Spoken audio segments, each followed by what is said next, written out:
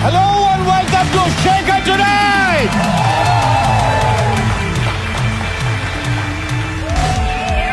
भाई मेरी जिंदगी की ट्रेजेडी देखिए, जिस उम्र में लोग रिटायर करते हैं उस उम्र में मैं सटायर कर रहा हूं। जिस उम्र में मुझे वैराग्य लेना चाहिए उस उम्र में मुझे एक बेटा हो गया। मुझे लगा कि ये तो नया अनुभव है, खैर जो भी हो इसका उत्सव तो मनाना ही चाहिए। इसलिए मैंने फौरन किसी ज्योतिषी को बुलाया, पूछा कि इस बच्चे का नाम क्या रखूं। ज्योतिषी ने कहा आपका नाम तो खुद ही इतना अच्छा है, शेखर यानी शिखर, तो शेखर ही रख दीजिए। वैसे ये पैदा कब हुआ, मैंने कहा आज रात, तो बोले फिर शेखर टुनाइट रख दीजिए। मैंने उनसे कहा जरा महाराज इसकी कुंडली तो बताइए। उन्होंने कहा कि इसकी कुंडली ऐसी है कि बड़े बड़ों की कुंडली पलट देगा। मेरी बात याद रखिएगा, ये बच्चा पैदा होते ही हिंदुस्तान में कोहराम मचा देगा, हंगामा कर देगा। ये लोगों को लोगों से, दिलों को दिलों से और आवाज को आवाज से जोड़ेगा। ये कोई साधारण बच्चा नहीं है, ये अपना और आपका दोनों का नाम रोशन करेगा। मैंने पूछा वो सब तो ठीक है महाराज, लेकिन ये मेरे लिए कोई संकट तो पैदा नहीं करेगा। उन्होंने कहा भाई ये संकट मोचक है, ये संकट पैदा करने नहीं संकट से लड़ने आया है। ये जनता का स्वरूप है, इसलिए ईश्वर का रूप है। ये बुराई पर प्रहार करने आया है, सच्चाई का सत्कार करने आया है। ये साक्षात कृष्ण का रूप है, कंस का संहार करने।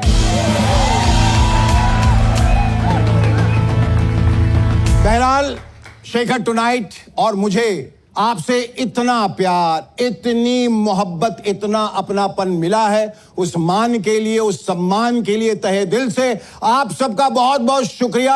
आपका आभारी हूं और सदैव रहूंगा। बहुत कमाल के अच्छे अच्छे कमेंट्स आए, मैंने सब पढ़े, बहुत खूबसूरत। उनमें से कुछ ने तो कहा है कि शेखर जी आपकी आंखें थोड़ी बंद दिखी। सही कहा आपने, आंखें बंद दिखी क्योंकि आंखें बंद हैं। और हुजूर ये भी बता दूं, मेरी ही नहीं हम सब की आंखें बंद हैं। भाई कई सालों से हर तरफ हर तरह की बुराइयों को देखने के बाद आंखों को बंद रहने की जो आदत हो गई है, उन आंखों को खुलने में थोड़ा वक्त तो लगेगा।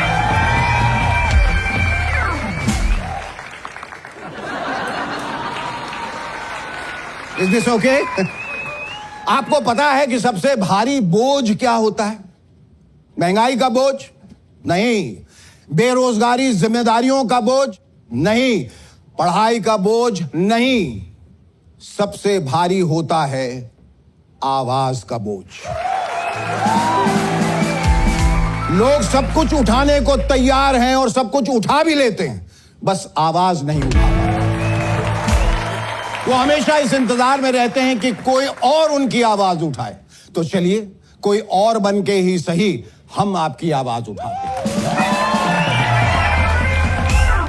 उसूलों पर जहां आंच आए टकराना जरूरी है, जो जिंदा हो तो फिर जिंदा नजर आना जरूरी है।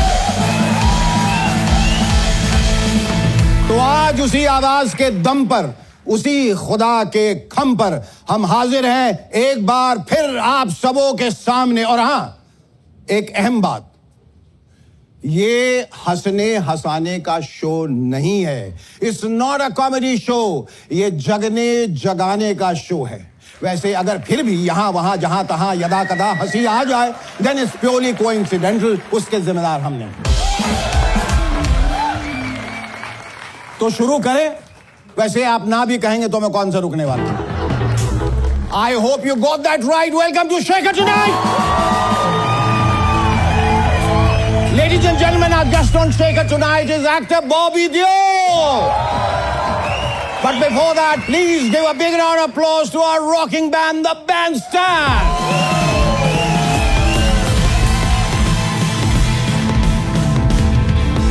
सुनने में आया है कि पेट्रोल और डीजल के बाद अब मोबाइल रिचार्ज भी महंगा हो सकता है। पेट्रोल और डीजल का तो समझ में आता है, लेकिन अब यह पता करना होगा कि मोबाइल का रिचार्ज भी क्या स्ट्रेट ऑफ हॉर्मुज से होकर आता है। हमारे यहां पेट्रोल कम हो जाए, डीजल कम हो जाए, गैस कम हो जाए, लेकिन देशभक्ति कम नहीं होनी चाहिए। पिछले दिनों देशभक्ति का एक नया पैकेज लॉन्च हुआ, सोना मत खरीदो। पहले जो लोग सोना नहीं खरीद पाते थे उन्हें गरीब कहा जाता था, अब उन्हें देशभक्त माना जाएगा। बताइए, कहा गया कि लोग 1 साल तक सोना न खरीदें, जबकि कहना तो यह चाहिए कि हिम्मत हो तो सोना खरीद कर दिखाओ।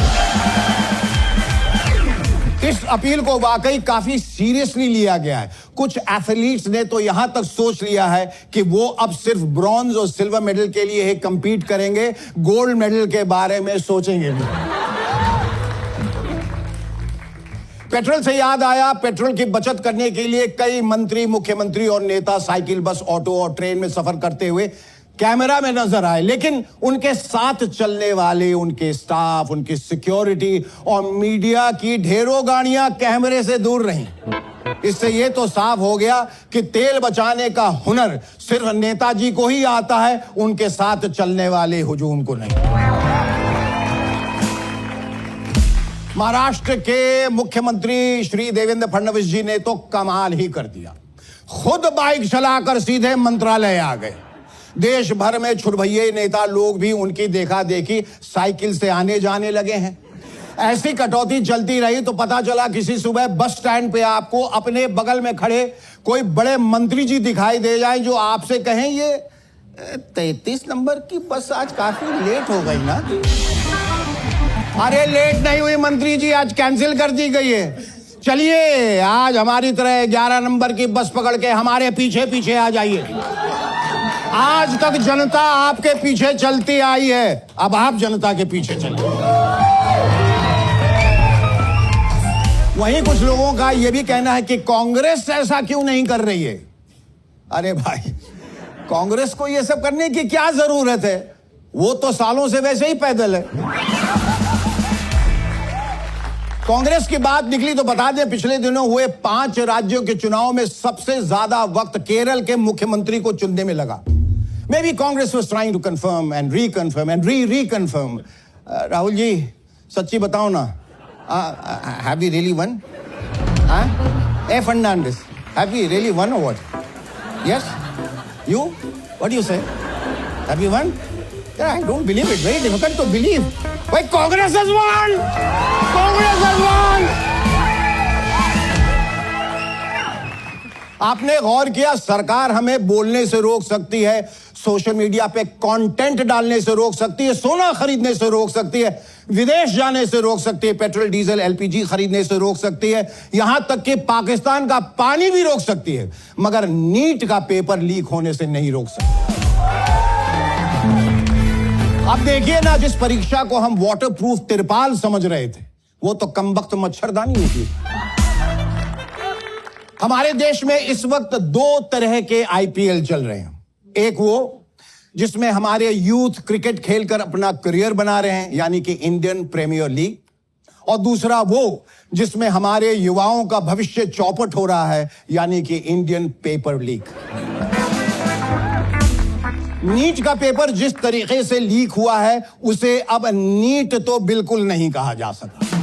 कुछ लोगों का कहना है कि नीट एग्जाम की जिम्मेदारी अब चुनाव आयोग को दे देनी चाहिए, क्योंकि नीट और क्लीन काम करना इस देश में सिर्फ वही जानते हैं। हमारे माननीय, सम्माननीय, आदरणीय मोदी जी ने एक बार फिर से देश की जनता से अपील की है। हालांकि वो आदेश भी दे सकते थे, ये तो उनका बड़प्पन है कि अपील करते हुए कहा कि गैस, डीजल, पेट्रोल कम खर्च करें, पब्लिक ट्रांसपोर्ट का इस्तेमाल करें, वर्क फ्रॉम होम करें। मोदी जी, बुरा ना माने तो आपसे एक बात पूछनी है। अगर लॉकडाउन लगाने का मूड बन रहा है तो हमें पहले ही बता दीजिए, हम थाली चम्मच घंटी साफ करके रख लें। क्या है, we need time to prepare, sir. Chandrababu Naidu ने घोषणा की है कि आंध्र प्रदेश में दूसरे और तीसरे बच्चे के जन्म पर परिवार को 30,000 रुपए दिए जाएंगे। बताइए, इतने पैसे तो आदमी को मनरेगा में मजदूरी करके भी नहीं मिलते जितने सिर्फ बच्चा पैदा करने के लिए दे रहे हैं, जबकि मनरेगा में मेहनत भी ज्यादा है। एप्स्टीन के पूरे मामले में राहत इंदौरी साहब का एक शेर याद आ रहा है कि अंदर का जहर चूम लिया, धुल के आ गए। अंदर का जहर चूम लिया, धुल के आ गए। कितने शरीफ लोग थे, सब खुल के आ गए। भाई, जिस बेशर्मी से दुनिया के बड़े बड़े लोग एप्स्टीन की पार्टी में नागिन डांस कर रहे थे, उस बारात का पिटना तो तय था। बारात में बड़े फूफा जी का रोल अदा कर रहे सो कॉल्ड स्पिरिचुअल गुरु दीपक चोपड़ा ने एप्स्टीन को एक मेल में लिखा था, God is a construct, cute girls are real. यानी जिस भगवान का नाम ले लेकर चोपड़े तूने इतनी माया इकट्ठा की, माया के सामने आते ही उस भगवान को काल्पनिक बता दिया। वाह बेटा वाह, दीपक तले अंधेरा,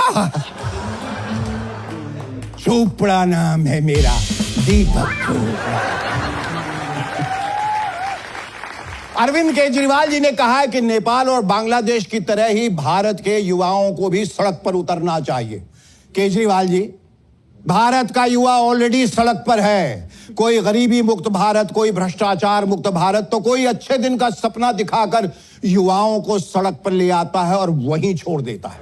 फिर सड़क से उन्हें या तो दूसरी पार्टी वाले उठा के ले जाते हैं या फिर वो सड़क पर बैठा बैठा अरविंद केजरीवाल हो जाता है। क्यों अपना कंपटीशन बढ़ा रहे हैं केजरीवाल जी, क्यों? वैसे ही आपका काम आजकल भगवंत भरोसे चल रहा है। आप लोगों ने गौर किया है, हम लोगों को आदत बहुत जल्दी लगती है।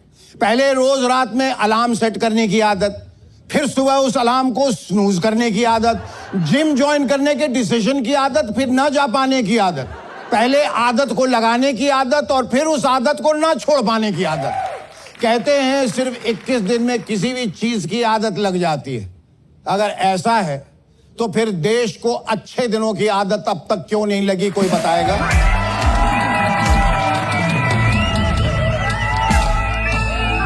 Ladies and gentlemen, our guest on Shaker tonight is an extremely competent actor, a Punjabi dude who was once the 90s heartthrob, who ebbed but returned like a tsunami to own every frame. From Barsat to Ashram to Animal, a proud father's proud son, sentimental and soft at heart, but fierce on screen. The man who reinvented himself and made comebacks cool. Ladies and gentlemen, please welcome the cool, suave and simmering Bobby Deol!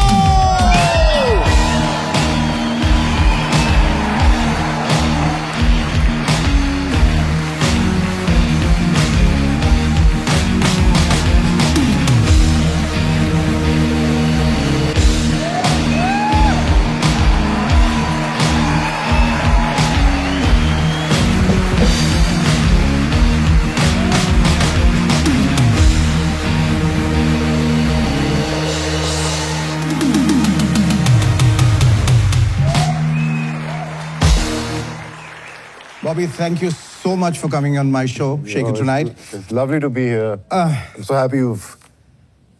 How's the vibe? It's a great vibe. It's nicely done. The set's got this intensity about it. A little drama.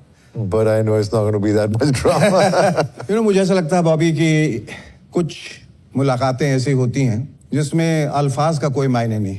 दो रिश्ते इस तरह से जब मिलते हैं जो एक दूसरे को जानते हैं, पहचानते हैं, प्यार करते हैं और एक दूसरे के लिए बहुत एहतराम है, मुझे लगता है अगर हम खामोश भी बैठे रहें तो बहुत बहुत कुछ कह जाएंगे।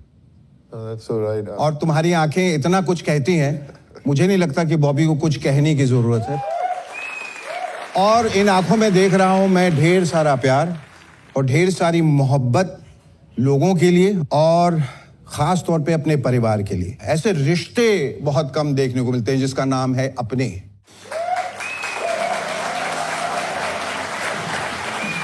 आई know you have been through emotionally turbulent times, और हैरत की बात यह है कि वो तकलीफ जो तुम्हें हुई वो पूरे हिंदुस्तान को हुई, बल्कि पूरे दुनिया को हुई, क्योंकि धर्म जी जैसा इंसान भगवान अब नहीं बनाता। He is just one of a kind. धर्म जी के लिए एक बार, उनकी यादों के लिए, उनके फिल्मों के लिए, उनकी शख्सियत के लिए, उनकी सादगी के लिए, मुझे ऐसा लगता है कि अगर हम इंडस्ट्री से जुदा कर दें तो इंडस्ट्री में कुछ बचता ही नहीं। एक ऐसा विशाल वृक्ष जिसकी छाया में हम सब पनपे हैं, खास तौर पे आप और आपका परिवार, जब वो चला जाता है तो कितना खालीपन महसूस होता है। You've lost someone in your life. Yes. And I know the pain you must have gone through. And that is something I don't think you've come over or gotten over. हाँ, ये अलग था कि मेरे लिए मेरे पापा एक ऐसे इंसान थे जिन्हें पूरी दुनिया इतना प्यार करती थी। उसका एहसास रहता था, लेकिन जब वो चले गए, इतना दुख, इतना पेन जो हमें ही नहीं, मेरी फैमिली को ही नहीं, बाकी पूरी दुनिया में जहां मैं जाता हूँ सबको इतना हुआ। तो that's what पापा was, मतलब पापा was special। उनके जैसा कोई बन भी नहीं सकता, कभी आ भी नहीं सकता। एक ऐसी चीज जिसकी वजह से तुम उनको याद रखोगे, एक ऐसी चीज।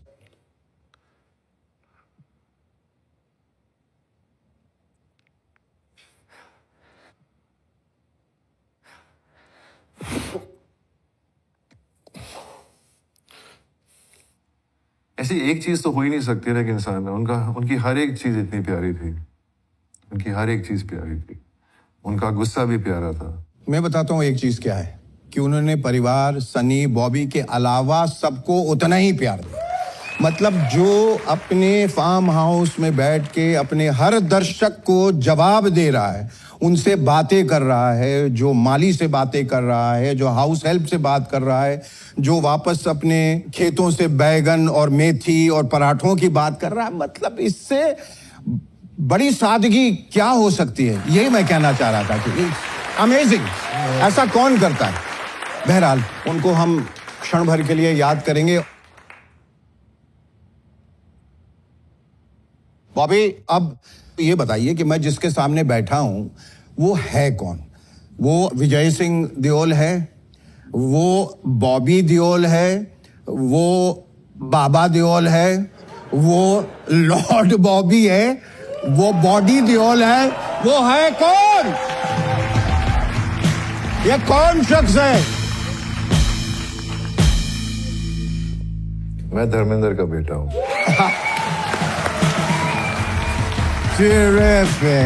इससे बेहतर जवाब नहीं हो सकता था। मैं धर्मेंद्र का बेटा हूं, इससे बढ़िया परिचय पूरी दुनिया में हो नहीं सकता। तुम्हारी एंट्री हुई, लंबे लंबे बाल, चश्मों का शौक, सोल्जर सोल्जर, मीठी बातें बोलकर, वो कमाल था। दैट होल रिज, दैट करिश्मा। आई वाज लकी, मेरे शुरुआत में मुझे 2-3 स्क्रिप्ट्स मैंने मतलब फिल्म साइन कर ली थी। और बहुत अब्बास भाई, मुस्लिम भाई, जो मेरे जिनके साथ सबसे ज्यादा काम किया मैंने। फिर राजीव राय आए थे गुप्त के लिए, तो मैं बहुत लकी था। I think it was a good learning for me, because मैं कोई एक्टिंग स्कूल्स में गया नहीं, मैं कभी कोई। तुम्हें क्या लगता है, जाते तो फर्क पड़ता है? पड़ता, डेफिनेटली पड़ता है, एक समझ मिलती है। मुझे ऐसा लगता है कि जो कुछ हमने सीखा है इंडस्ट्री में रह के, ना सिर्फ एक्टिंग पर कैसे बर्ताव करते हैं, कैसे बातें करते हैं, किस तरह से बैठते उठते, बहुत कुछ, और फेलियर को कैसे हैंडल करते हैं। You have to be prepared as an actor for all kinds of exigencies. ये नहीं कि जब रोल मिलेगा तब मैं उसके लिए काम करूंगा। You have to be prepared, you have to keep working on yourself. I mean बीच में जब मैंने कुछ हो नहीं रहा था, तो I went and did some acting classes. अच्छा, I went for these workshops. Okay. और मैं सब ट्राई कर रहा था मैं, पर एंड ऑफ द डे उस वक्त भी कुछ नहीं मिला। उस वक्त जब मैंने अपनी दाढ़ी उगा ली थी तो लोग मेरा मजाक उड़ाते थे, और अब सबको मेरी दाढ़ी पसंद है। हमें भी आपकी दाढ़ी बहुत पसंद है। तो सब सोच, इसे काटिएगा नहीं, वो था ना, नहीं ऐसे उसी तरह करे। आपकी दाढ़ी देखी, बहुत खूबसूरत है, इसे कभी उतारिएगा नहीं। नहीं, मुझे याद है, नहीं, Salman is a very close friend of mine, और हम CCL करके क्रिकेट लीग खेलते थे। तो तब मैंने दाढ़ी उगाई थी, तो उसने कहा कि दाढ़ी क्यों उगाई, इतना खूबसूरत है, तू शेव कर ले, क्यों छुपा रहा अपना चेहरा ऐसे। मैं उसको प्यार से मामू बुलाता हूँ। तो मैं मामू, you know, I am trying to do something different. इससे देख, जब मेरे पास काम नहीं था ना, तो मैं संजय दत्त की पीठ पे चढ़ गया था, तेरे भाई की पीठ पे चढ़ गया था। तो मैंने उससे कहा कि मुझे तेरी पीठ पे चढ़ने दे। एक सेकेंड, ये सिर्फ ना उसकी पीठ पे चढ़े, बल्कि रणबीर कपूर के पीठ पे चढ़े, कईयों के पीठ पे ये चढ़ने वाले हैं और पूरी इंडस्ट्री पे चढ़ गए। But tell me, Bobby, now we are going to... What I was trying to say is Salman was so sweet. Yes. कुछ सालों बाद उसने मुझे फोन किया और कहा कि शर्ट उतारेगा मामू। मैंने बोला मैं कुछ भी करूंगा। तो फिर उसने कहा आजा कहानी सुन, और फिर रेस 3 मुझे मिली। वहां से तो आपकी रेस शुरू हुई फिर। हाँ, वही मतलब मुझे पता था millions of people are going to go watch his Salman Khan movie. तो लोग, जो यंग जनरेशन थी, वो बॉबी देओल को भूल गई थी। तो मैंने कहा मैं इस फिल्म में आऊंगा तो लोग पहचानेंगे कि कोई बॉबी देओल भी है। जैसे कहते हैं सूरज से हमें रोज जो है देख के एक सबक लेना बहुत जरूरी है, क्योंकि सूरज ऊपर तक जाता है, चमकता है, फिर अस्त हो जाता है। अगर हिम्मत है, ताकत है, तो हमें वापस उगने से और चमकने से कोई नहीं रोक सकता। तो in your case it was the proverbial rise of the Phoenix from the ashes. मैं सिर्फ एक बात पूछना चाह रहा हूं कि एक वो वक्त जहां आपके बच्चे आपसे कह रहे हैं डैडी आप दिन भर घर में क्या करते रहते हैं, काम पे क्यों नहीं जाते, दैट वाज द टाइम। और अब बच्चे कंप्लेन कर रहे हैं डैडी आप हर वक्त काम करते रहते हैं, घर कब आएंगे। जहां से आपने शुरुआत की, अचानक आश्रम जो है, आश्रम ने तुमको आश्रय दिया। But tell me, in that role of Baba ji where you had to speak chaste Hindi, Prakash Jha ने किस आधार पे तुमको चुना? सिर्फ दाढ़ी के आधार पे? कहीं ना कहीं दाढ़ी काम में आ गई? नहीं, दाढ़ी तो थी नहीं तभी जब मैं मिलने गया था। हाँ। तो जब कहानी सुनी तो मुझे आज भी वो दिन याद है। श्रुति महाजन एक कास्टिंग एजेंट है। हाँ, ऑफ कोर्स। तो उसका फोन आया कि प्रकाश जी मिलना चाहते हैं, वेब सीरीज बना रहे हैं। तो मैं जब गया उनके पास, जब मैंने कहानी सुन रहा था, तो मुझे लगा तो वो पुलिस ऑफिसर जो दर्शन ने प्ले किया वो मुझे देंगे। अच्छा। फिर जब पूरा You had never thought कि वो बाबा का रोल मुझे मिलेगा? Obviously not. And जब उन्होंने कहा कि तू प्ले करेगा बाबा निराला, it was like What were the apprehensions कि बाबा, मैं कहाँ से बाबा और कैसे बोलूंगा ये सब, बाबा लगूंगा कैसे? नहीं, पर वही तो मैं चाह रहा था कि जो मैं नहीं सोच पा रहा कि मैं कैसे करूंगा, वो मैं सोच के कैसे करूंगा is the challenge. Of course. And that is what I wanted to do. And so I got that role. And Prakash ji only told me that कुछ वीडियो मत देख, YouTube मत देख, कुछ मत देख किसी बाबा के ऊपर। तू सिर्फ जब बहक जाओगे उन बाबाओं को देख के। बस जब तू बात करेगा एज बाबा निराला, तो ऐसा होना चाहिए कि जब तू बात करता है तो लोग सुनते हैं। तो मैंने दिमाग में बस वही रखा था। ऑब्वियसली डायलॉग्स मुझे पता था। तो मैंने प्रकाश जी को बोला, देखिए प्रकाश जी, मुझे ना 2 महीने पहले शूटिंग के सारे डायलॉग्स दे दिए। 2 महीने के वक्त में तुमने क्या बाबा का रोल किया है बॉबी? क्या बाबा बना है कि बाबा ऐसे बने, इतना बड़ा hit.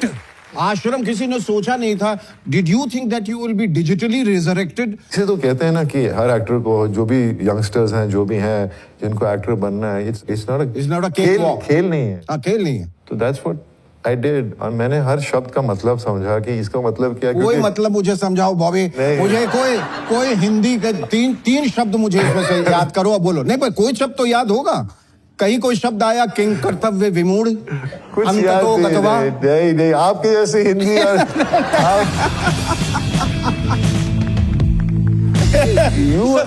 you have the way you have come up as an actor and the way you have taught yourself and whatever is amazing. That was a different generation. Thank you, Bobby. You know, I mean, I used to watch your TV shows that used to come in the morning. Yeah, so it was just, you know, and we worked together in one film. Of course, we worked together in चोर मचाए शोर। उसके लिए जोरदार तालियां। मतलब इतने दिनों के बाद लोग मुझे मिलते हैं तो चोर मचाए शोर, वो बॉबी के साथ आपने काम किया, तो कमाल के फिल्म, 9 रोल, ये वो, और इनका बड़प्पन देखिए। आज मैं फिर दोबारा कह रहा हूँ कैमरे के सामने, Bobby was the hero of the film. मुझे वो टाइम्स ऑफ इंडिया का, वो मैं दिल्ली में था, उठा और सुबह सुर्खियां देखी और उनसे पूछा गया, so what are you expecting from the film? And he said, I am not the hero of the film. Shekhar Suman is. My God. ये कौन? ये धर्म जी का बेटा ही कह सकता है. वो अंश हैं आप उसके. कौन कहता है? कौन क्रेडिट देना चाहता है कमबख्त? वो तो दिया हुआ क्रेडिट नोच लेते हैं. But he said it and what a time we had together working for the film. वो चोर फिर कब शोर मचाएगा? हम दोनों को फिर से एक फिल्म करनी है. We'll go to work. चोर मचाए शोर पार्ट 2. 200%. बहुत कमाल. फिर आपके बेटे की मुलाकात मेरी. अच्छा हाँ, वो तो मैं उस पे आप जो हमारे परिवार से जुड़े हमारे बेटे से अध्ययन से मुलाकात हुई. अध्ययन ने टिंका सिंह का रोल किया था. एंड एक छोटे से रोल में भी इतना बढ़िया काम किया उसने. मुझे याद है जिस दिन पहले दिन मिला मैं, तो I was so excited. That's the night I spoke to you on the phone. जी, बिल्कुल. I was really excited. और जितने भी लोग उस कमरे में थे सब उसी सिचुएशन में थे कि हमको काम करना, आगे बढ़ना. तो the energy was so positive. बिल्कुल. ये बताइए कि उसमें तो हिंदी से आप जूझे.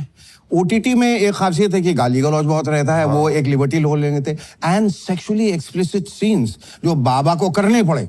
पर Baba Bobby Deol, you seem pretty comfortable doing that. बहुत प्रैक्टिस कर रहे थे.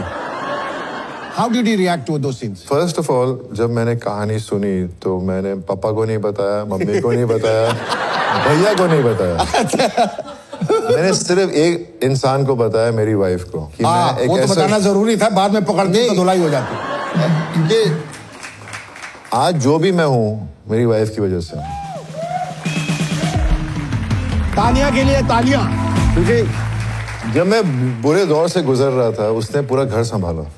And I think she is my backbone. And I explain to and she, वो जानती थी कि मैं अलग अलग किस्म के रोल कर रहा हूँ. तो she said go head, I know you. एक सेल्फ डाउट होने लगा और सब कुछ एक, क्योंकि आपका दिमाग हिल जाता है. तो जब मेरे बेटे ने मेरी वाइफ से उस दिन कहा, एक दिन जो मैंने इतने इंटरव्यूज में बताया कि पापा घर पे बैठे रहते हैं, you go to work, and that suddenly snapped something in me and that's just changed me overnight. जी. पापा हमेशा कहते थे कि पहले हेल्थ संभालो, because health is wealth. बिल्कुल. उस दिन जब मैंने वो बात सुनी तो मैंने ठान लिया कि मैं अपने आप को पहले हेल्दी बनाऊंगा. And I started working out every day.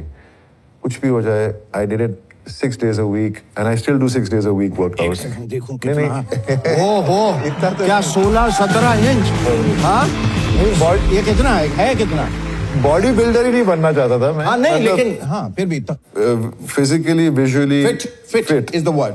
मुझे पता था कि अगर मैं एक चीज अच्छी करूंगा ना, मेरे फैंस हैं वो उसे एंजॉय करें. फैंस से याद आए, यहीं रुक जाइए. फैंस ने क्या किया ये देखिए. मैं इनको दिखाने वाला हूँ कि फैंस ने क्या किया. I want Bobby to keep reacting and keep talking about this and keep commenting about this. ये जो आपके इतने मीम्स आए हैं, लॉर्ड बॉबी यूनिवर्स. तालियां बजाते जाइए इसके लिए. फैंस भी अनफॉरगिविंग होते हैं लेकिन जब प्यार देने पे आते हैं. This is my favourite. Lord Bobby doing RT-PCR test in 1997. Look at this. वो भी RT-PCR टेस्ट डाल के. ये कोविड से पहले. ये पूरी फिल्म स्विट्जरलैंड में शूट हुई थी. I know. And the last but not least, how kids know Lord Bobby. That's so true. You know, everywhere I go, animal जब लगी उसके बाद में मैं जहाँ भी जा रहा हूँ तो बच्चे मुझे मिलना चाहते हैं. मैं बोल रहा हूँ इन्होंने फिल्म कैसे देख ली, तो अडल्ट फिल्म है. फिल्म कैसे देखी? बाद में पता चला कि नहीं, इसकी इतनी रील्स बन चुकी हैं एंड बच्चों को म्यूजिक इतना अच्छा लगा है कि वो मिलना चाहते हैं. So that's what happened. बड़े एक हसीन इत्तेफाक बताता हूँ. बचपन में मैं बड़ा आलसी और अय्याशी क्या मतलब पढ़ाई लिखाई कम, खेल कूद ज्यादा. तो हमारे बाबूजी, माय फादर, आते थे और माँ से पूछते थे, लॉर्ड सुमन उठे? लॉर्ड सुमन ने खाना खाया? वो तो खैर ठीक है कि मैं इस तरह से था इसलिए वो तंज आ रहा था. तुम पर ये लॉर्ड बॉबी कैसे आया? एक्चुअली मुझे भी पता नहीं. शुरू में मुझे थोड़ा ट्रोलिंग की गई थी. अच्छा. क्या हुआ था, मैं कोई इवेंट पे गया था और वो इवेंट वालों ने कहा कि आप डीजे कंसोल के पीछे खड़े हो जाइए और ऐसे लगना चाहिए कि आप म्यूजिक प्ले कर रहे हैं. तो वहाँ 1 महीने के बाद में सबने मेरे मजाक उड़ाने लग गए. अच्छा. और मैं डीजे था ही नहीं, मैं डीजे आता ही नहीं मुझे। अभी भी आज भी लोग सोचते हैं मैं डीजे हूँ। हाँ डीजे, वो पढ़ रहा था मैं, वो उसमें कोई सच्चाई मुझे नहीं। मैसेज भी आते हैं कभी कि there's an event, would you come and DJ? I'm like what? वो उससे शुरू हुआ, लेकिन फिर मेरे इतने लोग हैं जो मुझे इतना प्यार देते हैं, उसे कन्वर्ट करके उन्होंने इतना मुझे प्यार दिया और लॉर्ड प्यार से बुलाते हैं, तो that's why I'm blessed. Does your wife also call you Lord now? नहीं, कभी कभी प्यार से पापा भी कहते थे, अरे तू लॉर्ड बॉबी बन गया। मुझे याद है जब आश्रम लगी थी और एक हफ्ते के अंदर अंदर मेरी माँ मुझे कह रही है, तूने कुछ शो किया है आश्रम? अच्छा हाँ जी माँ, बोलते हैं मेरी सहेलियां सब कह रही है आपकी बेटी ने इतना अच्छा काम किया है। I was like wow, I mean people are liking my work, I am the villain. And then animal जब लगी तो पापा को थोड़ा था ये था कि तू विलन है? हाँ जी पापा। तू विलेन है? तेरा रोल कितना है? हाँ। मैंने बोला पापा अच्छा रोल है पापा। जब इतना सब हुआ और जब उन्होंने थोड़े उसका देखा, उनको बहुत शौक था इंस्टाग्राम का और फोन पे बैठे रहते थे, और हमारे हॉल में जैसे एंटर करो तो हॉल में सोफा है, वहाँ बैठे होते हैं। तो मैं आया काम से तो बोलते बॉब लोग तो तेरे दीवाने हो गए हैं, क्योंकि एनिमल की इतनी प्रेज हो रही थी। तो he was so happy for me, you know, so I am very happy he saw that phase in my life.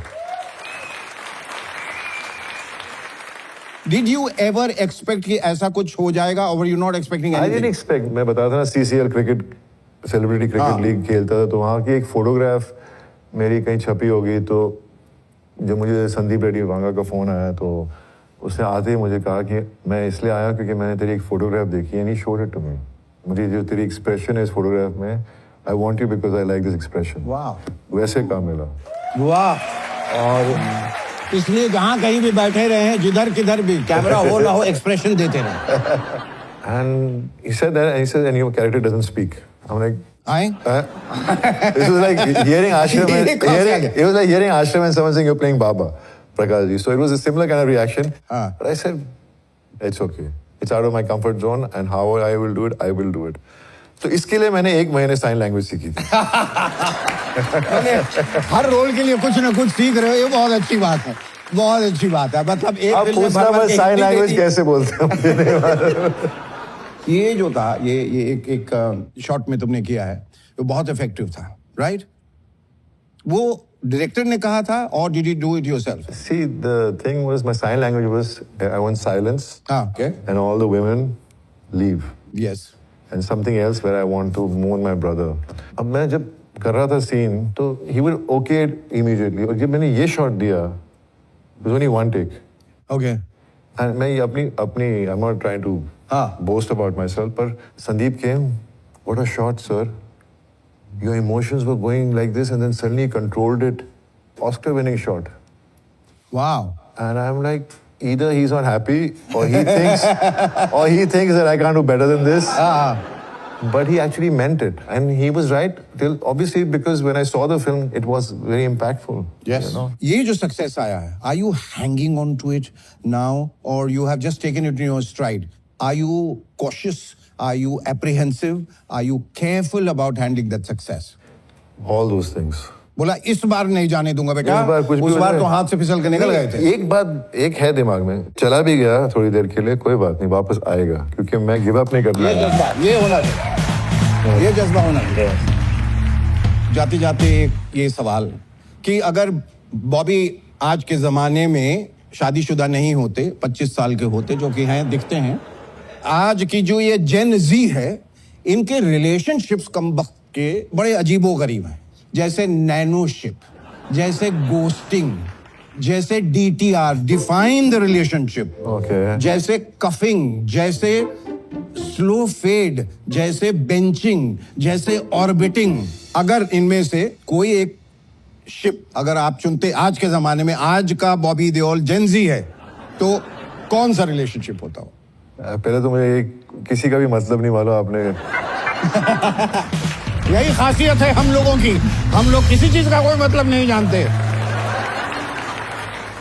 हमारे शो में एक कन्फेशन बॉक्स है, और वहां जाना है और अपने दिल से कोई ऐसी बात जो कायनात के सामने, यूनिवर्स के सामने एक्सेप्ट करें, ताकि वो पेनेंस जो प्रायश्चित रह गया वो हो जाएगा। वो कोई छोटी सी बात भी हो सकती है, कोई बड़ी बात हो सकती है, कोई फनी बात हो सकती है, कोई इमोशनल बात हो सकती है, पर just bear your heart. Ladies and gentlemen, a big hand for Bobby Deol and thank you, Bobby. Thank you so much for coming on the show. आइए, आपको मैं यहाँ लेके चलता हूँ।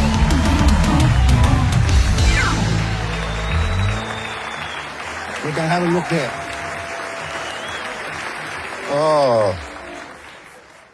मैंने एक बदमाशी की थी जब मैं कॉलेज में था। मैं भैया का कबर्ड हमेशा चेक करता था क्योंकि भैया हमेशा बहुत शॉपिंग करते थे और उस वक्त मैं कॉलेज में था, मैं काम नहीं कर रहा था तो कोई शॉपिंग करता नहीं था। तो उनकी जीन्स पड़ी रहती थी बहुत सारी और मैं देखता रहता था, एक जीन्स डीजल की वो पड़ी है। एक महीने बाद गया, अभी भी वो 20 जीन्स के नीचे पड़ी थी। तो मैंने सोचा यार ये तो चुपचाप से निकाल लूंगा, पता भी नहीं चलेगा। तो मैंने चुपचाप से उससे निकाला और आज तक भैया को पता नहीं कि पता नहीं। मेरी पहली डेनिम डीजल जीन्स भैया से चुराई थी मैंने। Fantastic. Come on. Thank you so much. Thank you.